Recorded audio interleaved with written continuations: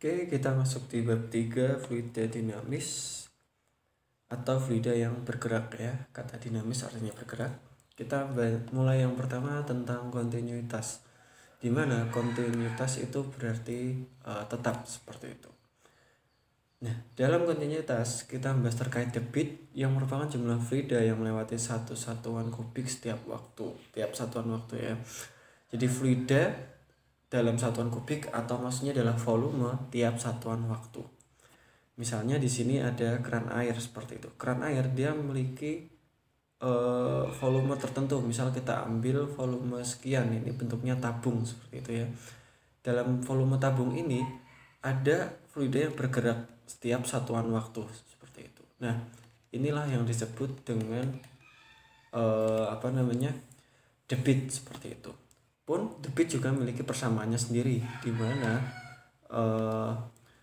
Q ini adalah debit ya, sama dengan V per T, di mana V adalah volume dan T adalah waktu. Selain volume dibagi waktu, debit juga bisa didapatkan dari satuan luas. Misal ini ya, satuan luas berarti misalnya hanya ini saja, satuan luas dengan kecepatan tertentu. Jadi dianggap satuan luas ini bergerak dengan kecepatan tertentu dalam waktu tertentu pula seperti itu. Karena dalam V itu sudah mengandung meter per sekon. Jadi kita bisa anggap A kali V itu juga mewakili suatu bangun tertentu, bangun ruang ya, seperti itu.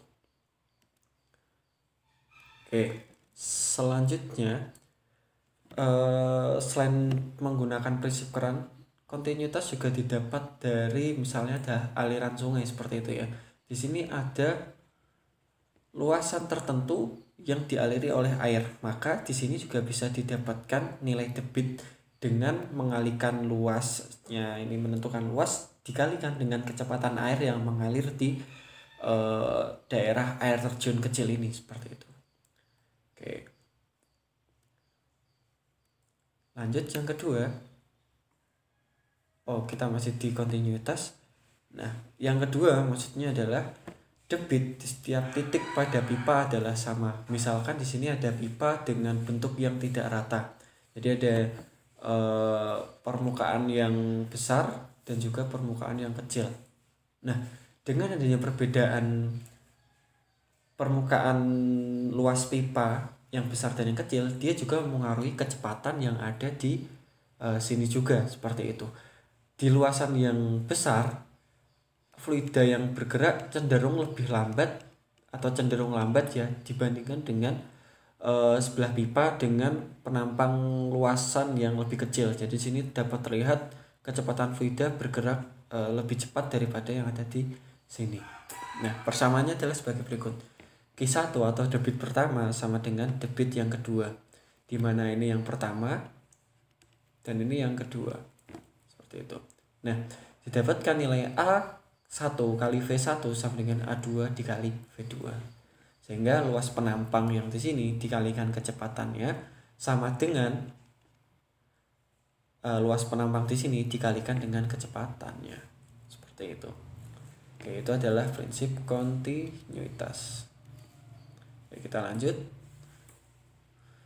Nah, selain pada pipa, ini juga bisa di bagian selang ya, penggunaan selang. Di sini ada selang, di mana selang di sini memiliki luas penampang kita anggap sebagai berikut, dan ujungnya kita tekan. Nah, ketika ditekan maka bisa dianggap bisa dimisalkan ya, luas penampangnya hanya jadi sekian. Jadi terdapat perbedaan luas penampang, sehingga terdapat juga perbedaan kecepatan antara yang ada di sini dengan kecepatan yang di sini.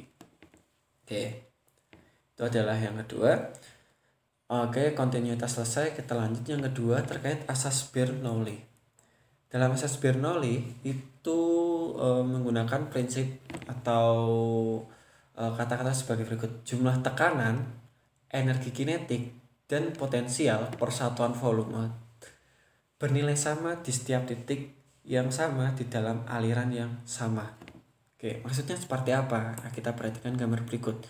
Di sini ada pipa dengan ketinggian yang berbeda serta dengan luasan penampang yang berbeda, di mana penampang yang pertama yang di bawah ini lebih kecil daripada yang kedua. Di sini A1 lebih kecil daripada A2. Selain itu letak H1 dengan letak H2 jelas ya lebih tinggi H1 daripada H2. Selain itu juga ini tidak terlihat ya, tapi terdapat perbedaan antara V1 dengan V2 yang ada di sini dengan yang di sini. Nah, ini memiliki persamaannya sendiri. Persamaannya seperti apa? Nah, persamaannya adalah sebagai berikut. Di mana tekanan, energi kinetik, dan potensial. Tekanan, energi kinetik, dan energi potensial sama dengan tekanan, energi kinetik, dan energi potensial untuk tempat yang berbeda atau untuk titik yang berbeda. Di mana titik yang pertama itu ada di sini dan titik yang kedua ada di sini. Nah, itu bisa digunakan persamaan asas Bernoulli sebagai berikut. Oke. Kita lanjut ke turunan dari persamaan Bernoulli. Nah, yang pertama ada persamaan Torricelli seperti itu. Di mana persamaan Torricelli ini membahas tentang kebocoran dari sebuah bak penampungan seperti itu, di mana terdapat nilai H. Diingat ya, H di sini adalah ketinggian dari permukaan air menuju ke titik kebocoran. Ini disebut dengan H. Lalu ada X, di mana X adalah sejauh apa kebocoran itu terjadi dari titik pipa itu sendiri, dari titik bak penampungnya itu sendiri, seperti itu. Nah, dari situ kita bisa menentukan 3 hal. Yang pertama ada kecepatan, ada waktu, dan ada jarak. Caranya seperti apa? Ya, untuk menentukan kecepatan kita bisa menggunakan rumus atau persamaan V sama dengan 2 akar GH, di mana H, ingat kita menggunakan H yang ini ya, jangan menggunakan H yang ini, tapi menggunakan H yang ini, seperti itu. Lalu selanjutnya kita bisa menentukan waktu, di mana waktu kita juga berhubungan dengan H lagi ya, tapi persamaannya sedikit berbeda, di mana T atau waktu sama dengan akar 2 dikali H per G. G di sini bisa menggunakan G sama dengan 10 meter per sekon, atau bisa juga kita menggunakan nilai 9,8 meter per sekon. Ini tergantung konteks dari soal yang diminta. Oke, lalu yang ketiga kita bisa mendapatkan nilai dari jarak. Jarak dapat didapatkan dengan menggunakan persamaan V dikali T akan menghasilkan nilai jarak. Oke, selesai. Kita lanjut ke venturimeter ya. Kita lanjut ke venturimeter, di mana venturimeter adalah alat untuk mengukur laju zat cair, di mana terdapat 2 jenis venturimeter, yakni dengan manometer dan tanpa manometer. Tetapi kali ini kita akan fokus pada venturimeter tanpa manometer. Oke. Nah, ini adalah bentuk dari venturimeter yang sesungguhnya. Bentuknya seperti ini. Jadi ini adalah tempat untuk masuknya fluida dan ini tempat keluarnya fluida. Dan ciri khas dari venturimeter itu yang tanpa manometer ya, itu memiliki 2 buah pipa seperti ini. Fungsinya untuk apa?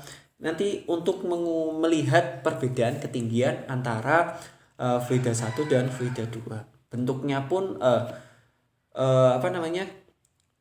fungsinya seperti apa nanti akan dijelaskan setelah ini ya. Oke, kita lanjut. Selain venturimeter seperti ini, juga ada venturimeter yang bentuknya sangat besar seperti ini ya. Nah, ini biasanya digunakan di bangunan-bangunan ketika membangun suatu gedung. Nah, itu juga bisa digunakan venturimeter. Nah, ini adalah bentuk dari venturimeter ketika digambarkan untuk melakukan perhitungan fisiknya, di mana ini terdapat ciri-ciri ada 2 buah pipa, di mana nanti akan menghasilkan perbedaan ketinggian. Nah, perbedaan ketinggian inilah yang akan kita gunakan dalam perhitungan. Selain ada perbedaan ketinggian, juga ada perbedaan luas penampang, di mana luas penampang pertama adalah sekian, ini cukup besar, dan luas penampang kedua itu cukup kecil. Nah, ini nanti akan menghasilkan perbedaan kecepatan, dan perbedaan kecepatan sebenarnya lah yang menghasilkan perbedaan ketinggian di antara 2 pipa venturimeter. Nah, persamaannya seperti apa? Persamaannya adalah sebagai berikut, di mana V1 atau V ini itu sama dengan akar 2GH per A1 per A2 dikuadratkan dan dikurangi 1. V1 pun juga bisa digunakan untuk mencari V2 ya, persamaan ini tergantung nanti seberapa luaskah permukaan dari pipa di V2. Oke, ventometer mungkin cukup selesai. Kita lanjut yang selanjutnya adalah tabung pitot, di mana tabung pitot merupakan alat untuk mengukur laju gas atau udara seperti itu. Ciri khas dari tabung pitot itu menggunakan ini. Ini adalah cairan, biasanya menggunakan air raksa ya. Dengan air raksa nanti akan menimbulkan perbedaan ketinggian. Nah, perbedaan ketinggian ini dihasilkan dari apa? Dari angin yang masuk melalui celah tabung pitot. Di sini udara akan terpecah menjadi dua ya, akan terpecah menjadi dua antara yang masuk melalui celah sini dan melalui celah sini. Dan udara akan menekan kedua sisi dari fluida sehingga akan menimbulkan perbedaan ketinggian. Nah, perbedaan ketinggian ini yang kita masukkan dalam rumus. Sedangkan di sini ada rho aksen dan rho biasa. Rho aksen ini adalah rho dari fluida yang digunakan di sini, ini adalah air raksa. Dan rho biasa tanpa aksen ini adalah rho dari udara atau fluida yang akan kita ukur kecepatannya. Oke, selesai. Untuk tabung pitot selanjutnya, fungsi tabung pitot. Tabung pitot sendiri biasa digunakan di pesawat untuk mengukur laju pesawat. Nah, tabung pitot yang diletakkan di pesawat itu biasanya bentuknya seperti ini ya. Jadi seperti L, dan ini ada moncong untuk tempat masuknya fluida atau masuknya udara. Seperti itu. Oke, yang terakhir adalah tentang gaya angkat sayap pesawat. Di mana pasti kita pernah melihat sebuah pesawat yang terbang ya, seperti itu ya. Nah, pesawat yang terbang sebenarnya mereka tidak diterbangkan oleh badan pesawat, tetapi oleh sayapnya seperti itu, dengan bantuan baling-baling. Pun sayap di kanan maupun sayap di kiri, juga dengan baling-baling yang di kanan maupun di kiri. Nah, selanjutnya, mengapa bisa sebuah pesawat terbang itu terbang? Dengan bantuan sayap tentunya ya. Nah, digambarkan secara fisik itu seperti ini. Jadi di sayap itu nanti ada udara yang bergerak menuju ke sayap ya. Ada udara yang bergerak menuju ke sayap. Ini adalah udara ya. Ini adalah udara yang menuju ke sayap. Dan udara itu akan terpecah menjadi dua. Yang melewati sisi atas dari sayap dan melewati sisi bawah dari sayap.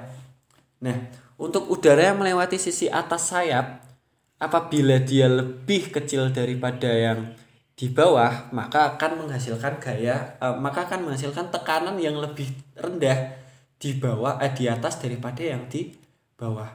Sehingga dengan V yang rendah itu akan menghasilkan tekanan yang tinggi di atas seperti itu. Sedangkan di sisi bawah dengan tekanan yang lebih lebih cepat seperti itu akan menghasilkan tekanan yang lebih besar di area bawah menekan ke atas seperti itu. Oke. Ini adalah bentuk dari gaya angkat pesawat. Nah, ini adalah bentuk dari perpecahan udara ya, terpecahnya udara akibat sayap. Ada yang ke atas dan ada yang ke bawah. Dengan bentuknya yang aerodinamis seperti ini akan menghasilkan perbedaan kecepatan udara antara yang melewati atas dan melewati bawah. Ada saat di mana nanti udara yang melewati sisi atas itu akan lebih cepat daripada yang di bawah. Pun sebaliknya, kadang di saat tertentu juga akan menghasilkan kecepatan lebih cepat di area bawah daripada di area atas. Oke, kita balik ke persamaan tadi. Persamaannya adalah sebagai berikut. F1 dikurangi F2 sama dengan P1 dikurangi P2 dikali A, di mana P di sini adalah tekanan ya. Dan F1 dikurangi F2 itu akan sama dengan setengah rho dikali V2 kuadrat dikurangi V1 kuadrat dikali A. Misal kita disuruh untuk menentukan nilai V2, maka kita bisa menentukannya dengan memasukkan nilai-nilai yang diketahui dari soal tentang F1-nya, F2-nya, rho-nya, V1-nya, serta A-nya. Jadi kita bisa menentukan nilai dari V2-nya. Oke, selesai untuk gaya angkat pesawat. Besok minggu depan kita akan menghadapi ulangan. Dan 2 minggu lagi kita akan menghadapi kegiatan PTS, atau di bulan Oktober ya lebih tepatnya, kita akan menghadapi kegiatan PTS. Dan di minggu-minggu ini sampai sebelum PTS, saya akan membagikan pembahasan tugas-tugas untuk digunakan sebagai pembantu belajar kalian semua, seperti itu dalam memahami bab 1 sampai bab 3 tentunya. Oke, seperti itu saja materi bab 3 kita cukupkan. Sampai jumpa.